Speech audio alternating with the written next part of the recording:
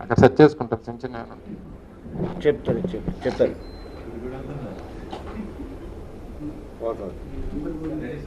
Okay, అందరికీ నమస్కారం. గడిచినటువంటి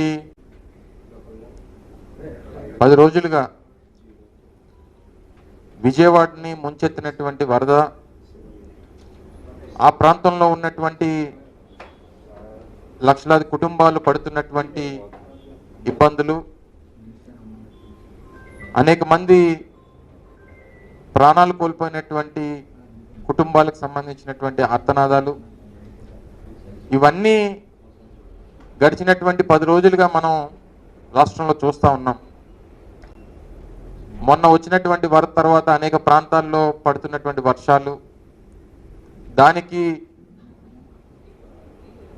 దానివల్ల వస్తున్నటువంటి ఇబ్బందులు, ఇవన్నీ చూసిన తర్వాత అసలు ప్రభుత్వం ఏం చేస్తుంది, విజయవాడలో వచ్చినటువంటి వరదకు సంబంధించి వాళ్ళు వ్యవహరించినటువంటి తీరు చాలా బాధాకరం. దీన్ని తీవ్రంగా ప్రజలు వారు పడినటువంటి కష్టాన్ని, పడుతున్నటువంటి ఇబ్బందుల్ని ప్రపంచం ముందుకు తీసుకొస్తున్నటువంటి సందర్భంలో అసలు ప్రభుత్వం ఎంత నిర్లక్ష్యంగా వ్యవహరించింది అనేటువంటి దానికి ఇదంతా కూడా ఒక ఉదాహరణ అనేటువంటి విషయాన్ని కూడా ఈ సందర్భంగా తెలియజేస్తా ఉన్నా. వాస్తవానికి సహజంగా ప్రకృతి వైపరీత్యాలు వచ్చినప్పుడు, విపత్తులు వచ్చినప్పుడు ప్రభుత్వానికి ముందుగానే ఉన్నటువంటి సమాచారం, ఆ సమాచారం ద్వారా ప్రజల్ని రక్షించాల్సినటువంటి బాధ్యత ప్రభుత్వాల మీద ఉంటాయి. కానీ ఇది ప్రకృతి సృష్టించినటువంటి వైపరీత్యం కాదు, ఈ ప్రభుత్వం సృష్టించినటువంటి వైపరీత్యంగా వైఎస్ఆర్ కాంగ్రెస్ పార్టీ కానీ లేదా రాష్ట్రంలో ఉన్నటువంటి ప్రజలు కానీ భావిస్తూ ఉన్నారు. అందుకనే మొన్న గౌరవ ఆ పార్టీ అధ్యక్షులు వారు జగన్మోహన్ రెడ్డి గారు చెప్పడం జరిగింది, ఇది ఈ ప్రభుత్వం సృష్టించినటువంటి వైపరీత్యం, ప్రభుత్వానికి ముందే తెలిసి స్పందించాల్సినటువంటి తీరులో స్పందించకుండా ప్రజల్ని గాలికి వదిలేసి ఈరోజు 45 మంది ప్రాణాలను బలిగొలినటువంటి ఈ కార్యక్రమాన్ని తీవ్రంగా ఈ ప్రభుత్వాన్ని ఖండించాల్సినటువంటి బాధ్యత ప్రతి ఒక్కరి మీద కూడా ఉంది. వారు చెప్పినటువంటి కొన్ని విషయాలు, ఎందుకంటే గడిచినటువంటి 10 రోజులుగా రాష్ట్ర ముఖ్యమంత్రి గారు రాత్రనక పగలనక మధ్యాహ్నం అనక సంబంధం లేకుండా అనేక పత్రికా సమావేశాలు పెడతా ఉన్నారు. ఏ ఒక్క సందర్భంలో కూడా వారు మాకు ముందే తెలిసినా మేము దీన్ని సరైనటువంటి రీతిలో ఎందుకు మీరు స్పందించలేదంటే దానికి సమాధానం చెప్పేటువంటి పరిస్థితుల్లో రాష్ట్ర ముఖ్యమంత్రి గారు లేరు. ఎందుకంటే ఇటువంటి సంఘటనలు వచ్చినప్పుడు ఆయన పబ్లిసిటీకి దీన్ని వాడుకోవాలనేటువంటి ప్రయత్నమే ఆయనలో ఎక్కువగా కనబడుతుంది తప్ప, ప్రజలకు ఏదన్నా కష్టం వస్తే ఆ కష్టం నుంచి వారిని ఎలాగా గట్టెక్కించాలనేటువంటి కనీస ఆలోచన చేసేటువంటి స్థితిలో ఈరోజు రాష్ట్ర ముఖ్యమంత్రి గారు లేరు. రోజులు గడుస్తూ ఉన్నటువంటి సందర్భంలో రోజుకు ఒక కొత్త విషయం బయటపడతా ఉంది. జరిగినటువంటి ఈ వైపరీత్యం, దీనికి గల కారణాలు, దీంట్లో ప్రభుత్వం ఏ రకంగా స్పందించింది, ఎంత నిర్లక్ష్యంగా వ్యవహరించింది, ప్రజల మీద ప్రజల తాలూకా బాగోగుల గురించి కనీసం ఆలోచన చేయకుండా ఎలాగా చేసింది అనేటువంటిది రోజుకు కొత్త విషయాలు బయటపడతా ఉన్నాయి. సహజంగా మేజర్ లాస్ ఈ ఇన్సిడెంట్లో బుడమేరు సంబంధించినటువంటి ఛానళ్ళు వచ్చి కృష్ణానదిలో కలిసేటువంటి సందర్భంలో దాని కెపాసిటీ 15,000 క్యూసెక్లు, 15,000 నుంచి 20,000 క్యూసెక్లు. దీని నుంచి వరద వస్తుంది, ఇన్ఫ్లో పైనుంచి వస్తూ ఉంది. దీనివల్ల ముంపుకు గురయ్యేటువంటి ప్రాంతాలన్నీ కూడా ఇబ్బంది పడేటువంటి పరిస్థితి ఉంటుందని చెప్పి దానికి సంబంధించినటువంటి డిఈ, ఆయన పేరు మాధవ్ నాయక్, ఆయన మేము 20 గంటల ముందుగానే ప్రభుత్వానికి, ప్రభుత్వంలో ఉన్నటువంటి సంబంధించినటువంటి డిపార్ట్మెంట్స్కి, స్థానికంగా మా రెవెన్యూ సిబ్బందికి అందరికీ కూడా మేము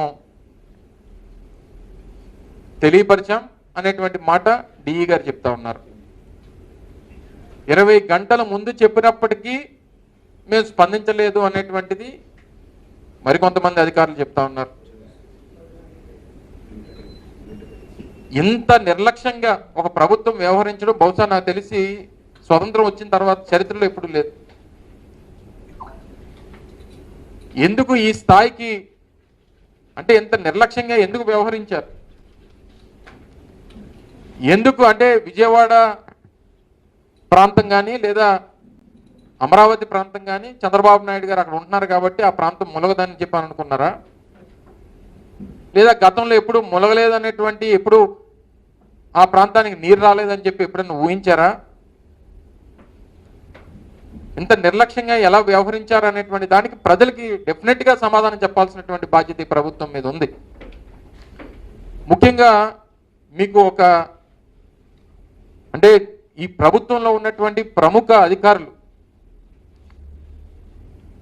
రెవెన్యూకి సంబంధించినటువంటి ప్రిన్సిపల్ సెక్రటరీ కానీ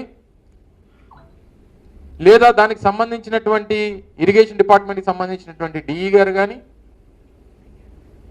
లేదా సంబంధించినటువంటి ఆ జిల్లా కలెక్టర్ గారు కానీ చెప్పినటువంటి విషయాల్ని ఒకసారి మీకు వారు మాట్లాడినటువంటి మాటల్ని ప్లే చేసి వినిపిస్తాను. ఒకసారి మీరు అందరూ కూడా మీ ద్వారా ప్రజలు వారు ఏ మాటలు చెప్పారో, వీరు ఏ రకంగా స్పందించారో అనేటువంటి దానికి, ఈ ప్రభుత్వం ఏ రకంగా స్పందించినటువంటి దానికి ఒక ఉదాహరణ తెలుస్తుంది అనేటువంటి ఉద్దేశంతో మీ ముందుకి వారు మాట్లాడినటువంటి మాటలన్నింటినీ కూడా ఒకసారి మీ ముందు ప్లే చేస్తాను.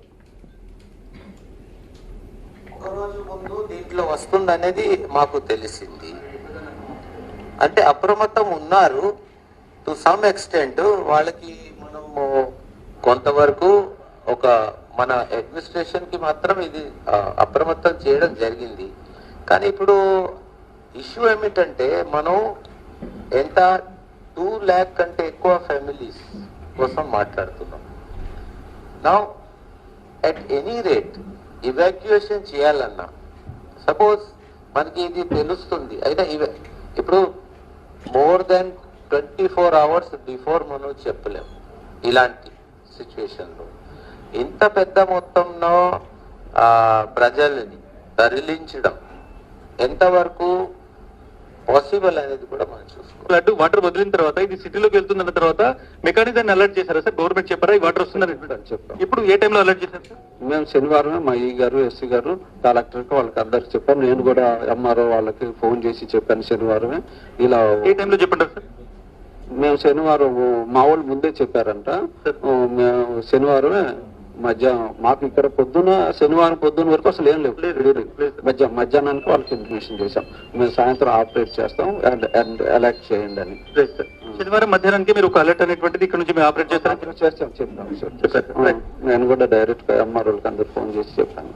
శనివారం మధ్యాహ్నం తర్వాత మీకు అర్థమైపోయింది ఫ్లడ్ వస్తుంది అనేటువంటిది. వస్తుంది, ఓపెన్ చేయాల్సి వస్తుందని ముందే చెప్పాం. అంత పైన క్యాచ్మెంట్ ఏరియా నుంచి అంత వచ్చేస్తుందని కానీ దానికి అది గండిపడిపోతుందని కానీ, because they were using the regulator Krishna నదిలోకి నీళ్ళు వదలడానికి 15,000 క్యూసెక్స్ కెపాసిటీతో బుడమేరు ఛానల్ కృష్ణా నదిలోకి వెళ్తుంటుంది. సో 40,000 క్యూసెక్స్ వచ్చేసినాయంటే ఒకేసారి, సో ఆ ఛానల్ సరిపోలేదు. సో ఆ గండి కొట్టేసి రెండు వైపుల నుంచి మాకు నీళ్ళు వచ్చేసరికి it was very difficult to handle and it was unforeseen అండి. It is not because that we could not alert or anything, మాకే అలర్ట్ లేదు. ఇది ఇంత నిర్లక్ష్యంగా ప్రభుత్వం వ్యవహరించింది అనేటువంటి దానికి వీరందరూ కూడా ప్రభుత్వ అధికారులే కదా, వివిధ హోదాల్లో ఉన్నతమైనటువంటి స్థానాల్లో ఉన్నటువంటి ప్రభుత్వ అధికారులు.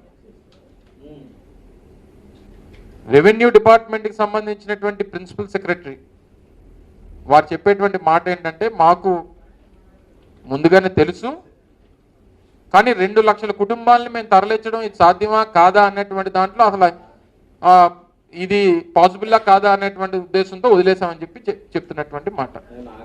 ఒకవేళ చెప్తే ఎక్కడ ప్రజలు ప్యానిక్ అయిపోతారని చెప్పి మేము చెప్పలేదని చెప్పి మాట్లాడుతూ ఉన్నారు. ఇది ఎక్కడో పోనీ కొండల మధ్య లేకపోతే సహాయం అందించేటువంటి దానికి అవకాశం లేనటువంటి ప్రాంతాల్లో, లేదా సెల్ ఫోన్లు సిగ్నల్ లేనటువంటి ప్రాంతాల్లో, లేదా మనం వెళ్ళి వాళ్ళని కాపాడి తీసుకొచ్చేటువంటి దానికి అవకాశం లేనటువంటి ప్రాంతాలు అయితే సరే, వారు చెప్పిన దానికి అది సరే సాధ్యపడదేమో, అవకాశం లేదేమో అని చెప్పి చెప్పుకోవడానికి. విజయవాడ నడిబొట్టున జరిగిందండి. విజయవాడ పరిసర ప్రాంతాల్లో నాకు తెలిసి కొన్ని వందల ఫంక్షన్ హాల్స్, కొన్ని వందల కమ్యూనిటీ హాల్స్, అనేక రకాలైనటువంటి కళ్యాణ మండపాలు, హోటల్స్ కొన్ని వందలు ఉన్నాయి. సరే 2 లక్షల మంది కాదు, కొన్ని 1 లక్ష మందిని కాపాడాలి కదా. అంటే ఇలా విపత్తు ఉంది, ఇంత నీరు వస్తుంది, వీళ్ళు మునిగిపోతారని చెప్పి తెలిసినా సరే సరే పోతే అందరినీ పోనేలే అని చెప్పి వదిలేస్తారా? ఆయనేమో మేము ముందు రోజే చెప్పాము వరద వస్తుందని చెప్పి, నీరు వదలాల్సినటువంటి పరిస్థితి వస్తుందని చెప్పి మేము ముందుగానే చెప్పామని చెప్పి సంబంధించినటువంటి డిఈ గారు చెప్తారు. సంబంధించినటువంటి ఎంఆర్ఓలకి అందరికీ కూడా మేము తెలియపరిచామని చెప్పి ఇరిగేషన్ డిఈ చెప్తారు. జిల్లా కలెక్టర్ గారేమో మాకు సంబంధించినటువంటి ఏ రకమైనటువంటి అలర్ట్ మాకు లేదని చెప్పి జిల్లా కలెక్టర్ గారు చెప్తారు. ఏంటిది ఈ కోఆర్డినేషన్ లేకపోవడం ఏంటి? ఇంత పెద్ద ఎత్తున వరద వచ్చి ఎన్ని వేల క్యూసెక్లు నీరు వస్తున్నటువంటి సందర్భంలో మీకు ముందుగానే తెలిసి కనీసం ప్రజల్ని రక్షించాల్సినటువంటి బాధ్యత మీకు లేకపోవడం అనేటువంటిది ఎంతవరకు సమంజసం? ఏదైనా తెలియక ఎవరన్నా ప్రాణాలు పోతేనో, తెలియక ఎవరన్నా ప్రాణం వదిలేస్తేనో అది ప్రమాదంగానే చూస్తాం మనం. కానీ తెలిసి ప్రాణాలు పోయాయి డెఫినెట్గా ప్రభుత్వ హత్యలు మాత్రమే అనేటువంటి విషయాన్ని ఈ సందర్భంగా చెప్పక తప్పదు. సన్నగా వరద వచ్చో లేకపోతే ఏ తుఫాన్ వచ్చో లేకపోతే ఇంకోటి వచ్చో ప్రాణాలు పోతే సరే ప్రమాదంలో ప్రాణం పోయిందని చెప్పని అనుకుంటాం. కానీ తెలిసి ప్రజలు 45 మంది ప్రాణాలు పోయారంటే ఈ డెఫినెట్గా ప్రభుత్వ హత్యలు. దీనికి ముఖ్యమంత్రి, సంబంధించినటువంటి మంత్రులు, సంబంధించినటువంటి అధికారులు అందరూ కూడా దీనికి బాధ్యత వహించారు. దీనే క్రిమినల్ నెగ్లిజెన్స్ అంటారు. కావాలని చెప్పి తెలిసి మీరు ప్రజల ప్రాణాలు గాలికి వదిలేశారు. ఉదాహరణకి 2022లో నేను ఏఎస్ఆర్ జిల్లా ఇన్ఛార్జ్ మంత్రిగా ఉన్నా. చింతూరు ప్రాంతం, ఆ ప్రాంతంలో శబరి నది వెళ్ళి ఇలాగే శబరి నది వెళ్ళి గోదావరి నదిలో కలుస్తుంటుంది. ఆ సందర్భంలో గతంలో ఎప్పుడూ లేనటువంటి వరద నీరు ఆ సందర్భంలో ఆ ప్రాంతంలో వచ్చింది. దాదాపు 250 గ్రామాలు, ఇలా విజయవాడ నడిబొట్టును కాదు అది, కలిసినటువంటి 7 మండలాలు ఏవైతే ఎటపాక, విఆర్పురం, చింతూరు, ఈ రకమైనటువంటి ఈ మండలాలు అంటే ఏజెన్సీ ప్రాంతంలో ఉన్నటువంటి భద్రాచలం కానుకొని ఉన్నటువంటి మండలాలు, ఈ మండలాలన్నిటికి కూడా వరద హెచ్చరిక వచ్చినప్పుడు ముందుగానే అందరినీ కూడా సమాయత్తం చేసి దాదాపు 250 గ్రామాలు, 18,000 కుటుంబాలు 102, 103 పునరావాస కేంద్రాలు పెట్టి వాళ్ళందరినీ కూడా తరలించాలి. రోడ్డు మార్గాలు కూడా లేవు కొన్ని ప్రాంతాలకి. లాంచీల్లో మన పడవల్లో తీసుకొని వచ్చి వాళ్ళందరినీ కూడా పునరావాస కేంద్రాల్లో పెట్టి వారికి కావాల్సినటువంటి పూర్తి స్థాయి వాళ్ళు మళ్ళీ ఆ ప్రాంతం అంతా కూడా నార్మల్ స్టేజ్కి వచ్చినంత వరకు వాళ్ళందరికీ కూడా ప్రభుత్వమే దగ్గరుండి చూసుకొని మళ్ళీ ప్రతి కుటుంబానికి 2,000 రూపాయలు ఆర్థిక సహాయానికి అప్పటికప్పుడే అందించి కావాల్సినటువంటి సరుకులన్నీ కూడా అందించి ఒక్క ప్రాణం కూడా పోకుండా చూసుకునేటువంటి బాధ్యత ఆ రోజు ప్రభుత్వంగా మేము తీసుకున్నాం. ఇవన్నీ ఉదాహరణలు ఇవన్నీ. అలాంటిది విజయవాడ నడిబొడ్డున 45 మంది ప్రాణాలు, వాస్తవానికి వరదల్లో కొట్టుకుపోయినటువంటి ప్రాణాలు కొన్ని అయితే, కొంతమందికి నీరందక, కొంతమందికి మెడిసిన్స్ అందక, కొంతమందికి వైద్యం అందక చనిపోయినటువంటి వారు కొంతమంది. ఎంతవరకు సమంజసం? దీనికి సంబంధించి ప్రశ్నల దీని గురించి ఏదైనా అడిగితే దానికి సమాధానం చెప్పరు. మళ్ళీ తిరిగి వైఎస్ఆర్ కాంగ్రెస్ పార్టీ మీద ఏదో రకంగా రోజుకొక డైవర్షన్ పాలిటిక్స్ చేసి వైఎస్ఆర్ కాంగ్రెస్ పార్టీ నాయకులు పడవలు వదిలేశారు, పడవలతో బ్యారేజీని డ్యామేజ్ చేద్దాం అనుకున్నారు. ఈ రకమైనటువంటి దుష్ప్రచారాలు చేయడం మీదే కదా ప్రభుత్వం. చేయండి, ఎంక్వైరీ చేయండి. సరే, ఏదో వైఎస్ఆర్ కాంగ్రెస్ పార్టీ నాయకుడి పేరో లేకపోతే ఇంకొకరి పేరు మీరు చెప్తున్నారు, ఎంక్వైరీ చేయండి. మీరు ప్రభుత్వంలో ఉండి మా మీద ఆరోపణలు చేయడం కాదు, ఎంక్వైరీ చేయండి. ఈ రకమైనటువంటి తప్పుడు ప్రచారాలు, మీరు చేయాల్సినటువంటి కార్యక్రమాలు చేయడం మానేసి ప్రజలు ప్రాణాలు గాలికి వదిలేసి కాపాడాల్సినటువంటి ప్రాణాలని కాపాడడం మానేసి ఇంత నిర్లక్ష్యంగా వ్యవహరించి తిరిగి మళ్ళీ ఈరోజు మళ్ళీ వైఎస్ఆర్ కాంగ్రెస్ పార్టీ మీద మీరు ఆరోపణలు చేస్తూ ఉన్నారంటే అసలు ఏం జరుగుతూ ఉంది? ఇక రోజు వారి తాలూకా విన్యాసాలు చూడలేకపోతున్నాం. ఆ సందర్భంలో మాట్లాడకూడదు, కానీ ముఖ్యమంత్రి గారి దగ్గర నుంచి మంత్రుల వరకు వారి విన్యాసాలు చూడలేకపోతున్నాం. ఏం అవసరం అండి ముఖ్యమంత్రి గారికి జేసీబీ ఎక్కి అందులో వెళ్లాల్సినటువంటి అవసరం ఏమో నాకు తెలియగడుగుతాను. జేసీబీ తొట్టులో కొంతమంది ఫోటోగ్రాఫర్లు కూర్చోబెట్టి ముందునే ఏదైతే ఆ జేసీబీకి ఉండేటువంటి ఇది ఉంటుందో దాంట్లో ఫోటోగ్రాఫర్లు, డ్రైవర్ పక్కన ముఖ్యమంత్రి గారు, అందులో కూర్చున్న వాళ్ళు ఈ ఫోటో తీయడం.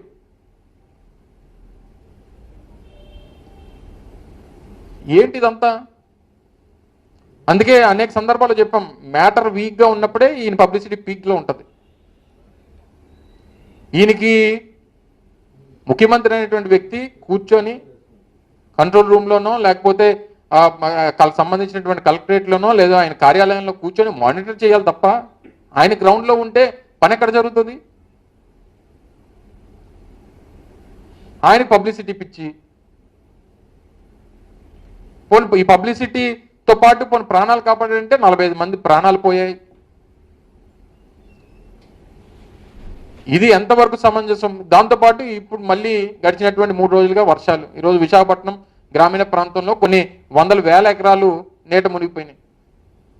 మరి నాకు ఎక్కడ ఒక అధికారి కానీ లేదా ఒక మంత్రి కానీ ఇక్కడ రివ్యూ చేయడం కానీ ఇక్కడ ఏం జరుగుతుంది అన్నటువంటిది కనీసం ఎక్కడ నాకైతే ఎక్కడ కనబడలా.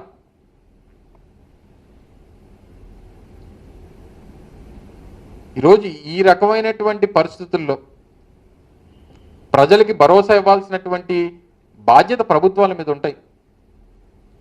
ఎన్నికల ముందు ఏం చెప్పారు? మీ భవిష్యత్తుకు మాది గ్యారంటీ అన్నారు. ఎక్కడుంది గ్యారంటీ? ఎవరికి ఉంది గ్యారంటీ? ఈరోజు ప్రజల తాలూకా ఈరోజు ఆ ప్రాంతంలో జరిగినటువంటి ఈ వరదలకు కానీ జరిగినటువంటి ప్రాణ నష్టానికి కానీ ప్రజలు పడినటువంటి ఇబ్బందులు కానీ అన్నిటికీ కూడా ఈ ప్రభుత్వం తాలూకా నిర్లక్ష్యం మాత్రమే కారణం అనేటువంటి విషయాన్ని కూడా తెలియజేస్తా ఉన్నా. ఇవన్నీ కూడా అందుకనే అనేక సందర్భాల్లో మా నాయకులు మాట్లాడినా, మా గౌరవ పార్టీ అధ్యక్షుడు జగన్మోహన్ రెడ్డి గారు మాట్లాడినా జరిగినటువంటి తప్పిదాల్ని సరిచేసుకోమని చెప్తాం తప్ప ఇందులో రాజకీయాలు చేయాల్సినటువంటి అవసరం కానీ రాజకీయాలు మాట్లాడాల్సినటువంటి అవసరం కానీ మా పార్టీకి లేదు. ఇవన్నీ కూడా జరుగుతున్నటువంటి కార్యక్రమం. కోవిడ్ ఎదుర్కొన్నాం. కోవిడ్ సందర్భంలో రాష్ట్రంలో 5 కోట్ల మంది ప్రజల్ని ఆ రోజు ఏ రకంగా కాపాడాలో దానికి కావాల్సినటువంటి ప్రణాళికలు జగన్మోహన్ రెడ్డి గారు చేస్తూ ఉంటే ఆ రోజు ప్రధానమంత్రి గారు కానీ లేదా మిగిలినటువంటి రాష్ట్ర ప్రభుత్వాలు కానీ దాన్ని ఆదర్శంగా తీసుకున్నటువంటి సందర్భాలు చూసాం. ఈ రోజన్నా ఆ ప్రాంతంలో ఈరోజు విజయవాడ వరదల్లో కూడా అదే సచివాలయ సిబ్బంది, అవే డోర్ డెలివరీకి సంబంధించినటువంటి రేషన్ వాహనాలు, ఆ వ్యవస్థలు, ఆ సచివాలయ వ్యవస్థలే ఈరోజు కాపాడేటువంటి కార్యక్రమాలు జరిగినాయి. అవి ఏ రకంగా ఉపయోగపడ్డాయో చూసాం. సో మేము తీసుకొచ్చినటువంటి వ్యవస్థల్ని పోడాల్సినటువంటి పని లేదు. మేము చేసినటువంటి ఆ రోజు జగన్మోహన్ రెడ్డి గారు నిర్మించినటువంటి కృష్ణానది ఒడ్డున దాదాపు 200 కోట్ల రూపాయలతో నిర్మించినటువంటి ఆ వాల్ నిర్మించాం. ఆ వాల్ నిర్మాణం జరగకపోతే మరో 1,80,000 నుంచి 1,00,000 కుటుంబాలు ఎఫెక్ట్ అయిపోయేటువంటి పరిస్థితి వచ్చేది. సో ఇవన్నీ కూడా ఆ రోజు భవిష్యత్తులో ఏ రకమైనటువంటి ప్రమాదం వచ్చినా వీళ్ళకి ఏ రకమైనటువంటి ఇబ్బంది కలగకూడదు అనేటువంటి ఒక ఉద్దేశంతో చేసినటువంటి అనేక కార్యక్రమాలు చేస్తాం. సరే, రాజకీయాలు, వచ్చినటువంటి ఎన్నికల ఫలితాలు ఇవన్నీ పక్కన పెట్టేస్తే ప్రభుత్వంగా వ్యవహరించాల్సినటువంటి తీరులో ఈరోజు ప్రభుత్వం వ్యవహరించలేదు. ప్రజల ప్రాణాలు కాపాడాల్సినటువంటి ప్రభుత్వం ప్రజలు ప్రాణాలు కాపాడేటువంటి దాంట్లో విఫలమైంది. విజయవాడ లాంటి నగరంలో నడిబొడ్డున 45 మంది ప్రాణాలు పోయాయంటే ఇంతకంటే అన్యాయం ఇంకోటి ఉండదు. దేశంలో ఎప్పుడు కూడా ఇటువంటి పరిస్థితి రాలేదు. ముఖ్యమంత్రి గారేమో బస్సులో ఉంటున్నారు. అందరూ అనుకున్న అమ్మమ్మ ముఖ్యమంత్రి గారు బస్సులో ఉంటున్నారు, ఇంటికి వెళ్ళట్లేదని చెప్పి. ఇంటికి ఎక్కడ వెళ్తారు చెప్పండి? పాపం ఇంటి నిండా వరద ఉంటే, ఇంటి నిండా నీరుంటే. ముఖ్యమంత్రి గారు ఇంటి నిండా నీరుంది, ఆయన చెప్పారు కదా. ఆయన నదీ గర్భంలోనే ఆయన ఉన్నటువంటి నివాసం ఉంది. ఓ పక్క అమరావతి ఏదైతే రాజధాని ప్రాంతం ఉందో అదంతా మునిగిపోయింది. ఇన్ని జరుగుతూ ఉన్నా సరే ప్రపంచానికి ఏమీ లేనట్టుగా చూపించేటువంటి ప్రయత్నం చేయడం, ఏదో ఈయన మనకు కూడా గుర్తుంది 2014లో ఆయన ముఖ్యమంత్రి అయినప్పుడు అక్టోబర్ 12వ తారీఖున విశాఖపట్నం హుదూద్ తుఫాన్ తాకిడికి అతలాకుతలం అయిపోయింది. ఆయన హెచ్చరించాడు, మళ్ళీ హుదూద్ తుఫాన్ లేదా మళ్ళీ విశాఖపట్నం తుఫాన్ రావాలంటే నన్ను దాటుకొని రావాలన్నాడు.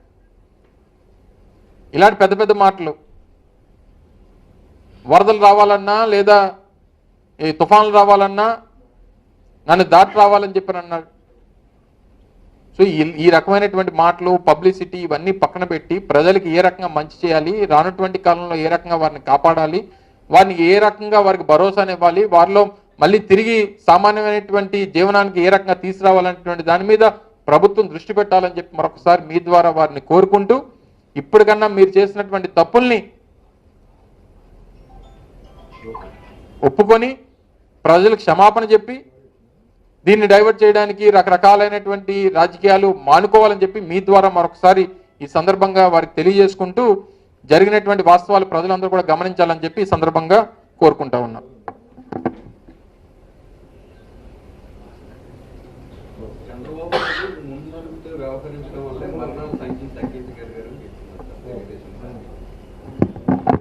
సరే, నేను చెప్పింది ఏంటంటే సడన్ గా ఒక విపత్తు వచ్చింది అనుకోండి. ఒక విపత్తు వచ్చినప్పుడు ప్రాణాలు పోతే అది ప్రమాదం, అది ఎవరి వల్ల జరిగింది కాదు. కానీ విపత్తు వస్తుందని చెప్పి తెలిసి ప్రాణాలు కాపాడకపోవడం కానీ, విపత్తు వచ్చిన తర్వాత ప్రభుత్వం తాలూకా నిర్లక్ష్యం వల్ల ప్రాణాలు పోవడం కానీ డెఫినెట్గా ప్రభుత్వం చేసినటువంటి హత్యలుగానే మేము అభివర్ణిస్తాం. దీనికి ప్రభుత్వాన్ని నడిపించేటువంటి ముఖ్యమంత్రి బాధ్యత తీసుకోవాలి.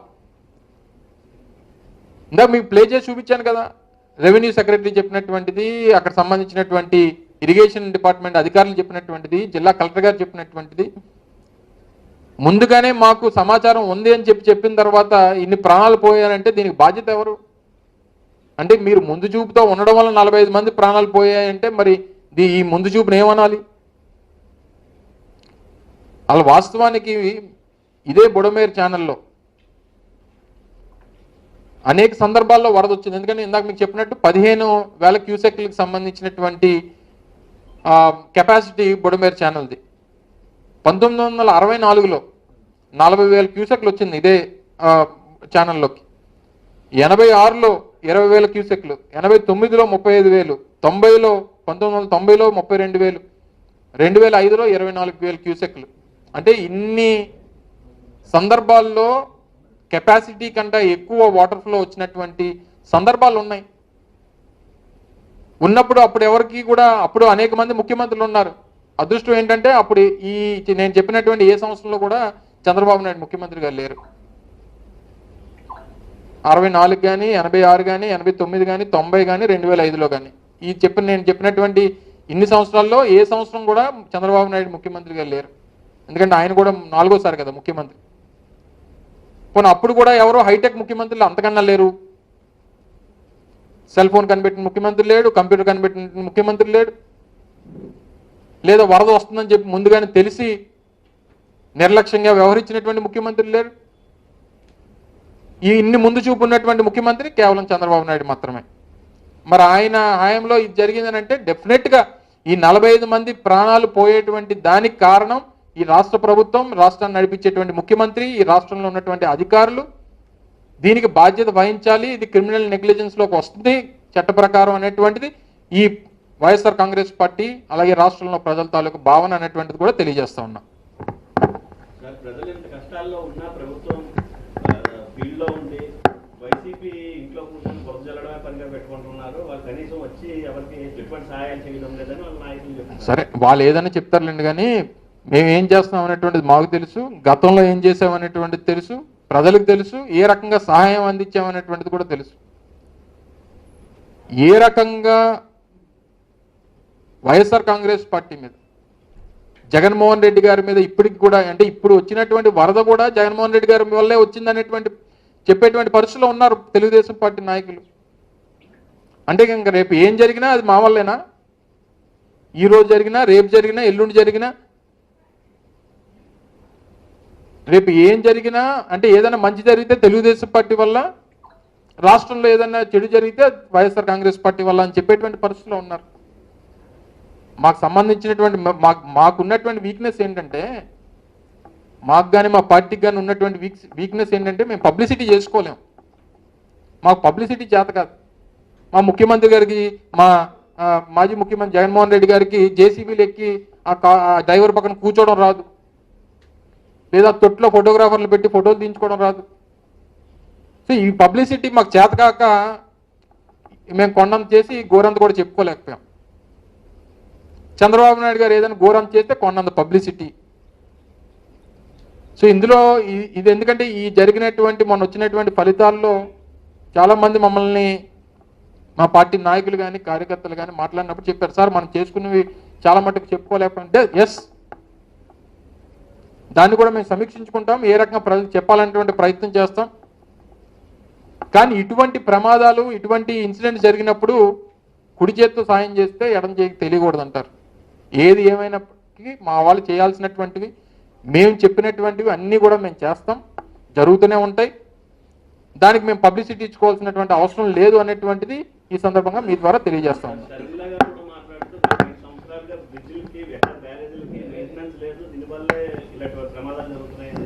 లాస్ట్ 5 years మేడం గారు లాస్ట్ 5 years తెలంగాణలో తిరిగారు. నాకు తెలిసి మొన్న ఎన్నికల ముందే ఆంధ్రప్రదేశ్ వచ్చినట్టున్నారు. మేడం ఏమన్నా మరి తెలంగాణ గురించి మాట్లాడారు, ఇక్కడ గురించి మాట్లాడారు, నాకు ఐడియా లేదు. మళ్ళీ నేను ఒకసారి వెరిఫై చేసి చెప్తాను. నాకు తెలిసి షర్మిలమ్మ అయితే లాస్ట్ 5 years ఎక్కువగా 5 సంవత్సరాలు తెలంగాణలో వారు పాదయాత్ర చేశారు. మరి అక్కడ ఏదైనా చూసి అక్కడ గురించి, అక్కడ చూసి ఇక్కడ గురించి ఏం మాట్లాడారేమో. మరి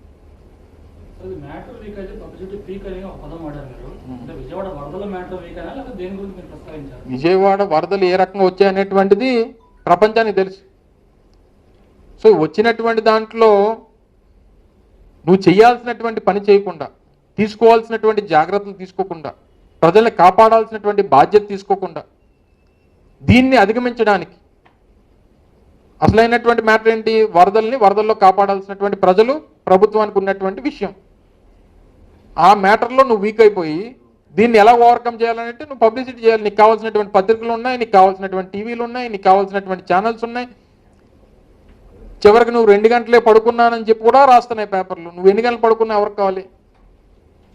అంటే ఆ స్థాయికి కొన్ని పత్రికలు, కొన్ని ఛానల్స్ ఆ స్థాయికి వెళ్ళిపోయి వారికి అంత జాకీలు పెట్టి లేపాల్సినటువంటి పరిస్థితి వచ్చింది. మరి ఏం చెప్తాం?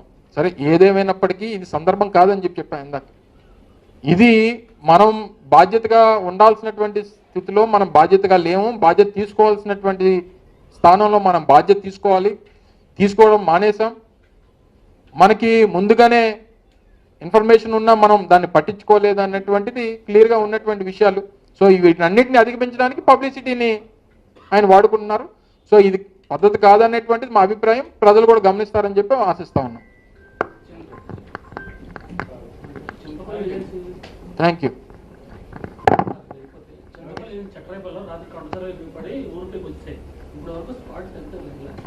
అదే చెప్తున్నాను కదండి, ఒక ఇన్సిడెంట్ జరిగినప్పుడు అక్కడ ఏం చేస్తున్నాం అనేటువంటి పక్కన పెడితే గడిచినటువంటి 3 రోజులుగా మళ్ళీ ఈ ప్రాంతం అంతా కూడా వర్షాలు పడతా ఉన్నాయి.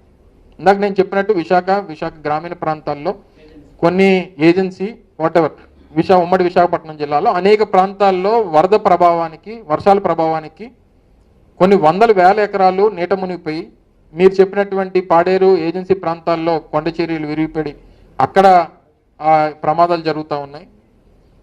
అంటే ఒకటే పాయింట్, ఎక్కడ పబ్లిసిటీ వస్తుందో అక్కడ మనం నిలబడదాం, అక్కడ మనం యాక్షన్ చేద్దాం తప్ప మిగిలినటువంటి ప్రాంతాలు ఏమైపోయినా పర్వాలేదు అనేటువంటి పరిస్థితుల్లో ఈరోజు వ్యవస్థలు ఉన్నాయి. ఇక్కడ 3 రోజులు వర్షం ఉంది, ఎప్పుడు 1వ తారీఖుని చెప్పారు, 5వ తారీఖు నుంచి వర్షాలు ఉంటున్నాయని. మీ అందరికి కూడా తెలుసు కదా. నిన్న సాయంత్రం వరకు ఇప్పటికి కూడా ఇంకా డ్రిజిలింగ్ జరుగుతూ ఉంది.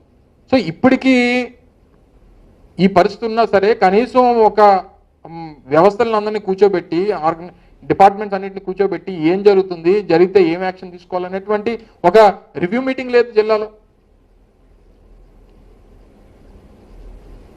3 అడుగుల వినాయకుడు అయితే 350 రూపాయలు, 6 అడుగుల వినాయకుడు అయితే 700 రూపాయలు, రోజుకు 100 రూపాయలు మైక్ సెట్కి. ఇవి చెప్పేటువంటి సమయం ఉంది, కానీ మనకు మాత్రం ఎక్కడ వర్షాలు పడుతూ ఉన్నాయి, ఏం చర్యలు తీసుకోవాలనేటువంటి దానికి సమయం లేదు మనకి. తీరా అడిగితే నిన్న మంత్రి గారు చెప్తా ఉన్నారు ఎవరి దగ్గర రూపాయి డబ్బులు తీసుకోలేదని. చెప్పండి, ఇక చాలామంది మీరు కాలనీలో ఉన్నారు కదా, అసోసియేషన్స్లో ఉన్నారు కదా, నా దగ్గర 10 రిసీట్లు ఉన్నాయి డబ్బులు కట్టినవి. ఇచ్చేస్తారు, పోనీ ప్రభుత్వం తిరిగి వెనక్కి ఇచ్చేస్తుందా? సో ఇవన్నీ కూడా కొన్ని అంటే ఎలాగా సంపద సృష్టించాలనేటువంటి దాని మీద ఉన్నారు తప్ప వినాయకుడి పేరు చెప్పి, దుర్గాలం పేరు చెప్పి, అందరి పేర్లు చెప్పి ఎలా సంపద సృష్టించాలనేటువంటి పరిస్థితిలో ప్రభుత్వం ఉంది. సరే, ఏదేమైనప్పటికీ ఈ పరిస్థితుల్ని సమీక్షించి వారిని కాపాడేటువంటి బాధ్యత ప్రభుత్వం తీసుకోవాలని చెప్పి మరొకసారి ప్రభుత్వాన్ని కోరుతా ఉన్నాం. Thank you.